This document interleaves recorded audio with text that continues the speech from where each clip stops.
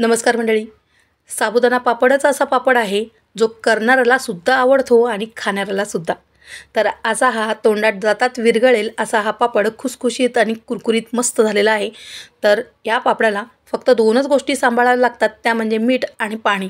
पाण्याचं आणि मिठाचं प्रमाण जर योग्य असेल तर पापड खुसखुशीतच होणार. तर चला आता मग साबुदाणा पापड करूया. तर काल रात्री मी हे साबुदाणे भिजायला घातले होते 1 टोप.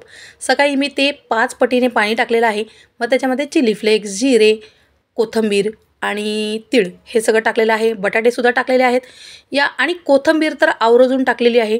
बऱ्याच जणांनी मला प्रश्न केला आणि बऱ्याच जणांनी बॅड कमेंटसुद्धा केली, कशाला टाकले ते. पण मी टाकलेलं आहे कारण की त्याचं खूप मोठं कारण आहे. तर त्यासाठी तुम्हाला माझी मोठी व्हिडिओ बघावी लागेल. तर लाँग व्हिडिओची लिंक दिलेली आहे, जर तुम्हाला बघायला आवडत असेल तर नक्की बघा. तर आता मी माझे हे सगळे पापडांचं मिश्रण रेडी झालं आहे आणि त्यानंतर सगळे पापड आता मी सुकायला ठेवून घेतलेले आहेत. आणि आमच्याकडे काय झालं माहिती आहे, मी पापड सुकायला टाकले सकाळी आणि त्यात संध्याकाळी पाऊस आला. म्हणजे पापड आतमध्ये घेण्याआधीच पाऊस आला. पण त्या दिवशी मी एकटी होते. पण बरं झालं पापडांना काय झालं नाही. मी सगळं व्यवस्थित आतमध्ये आणून ठेवलं आणि अर्ध्याच्या वर छान पापड सुकले होते. म्हणजे एक बाजू सुकली असेल तर मग काही वाटत नाही आतमध्ये उचलून ठेवायला.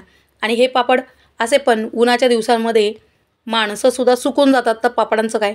मग ते मी घरामध्येच वाळवले आणि आमच्याकडे 3-4 दिवस असंच वातावरण होतं.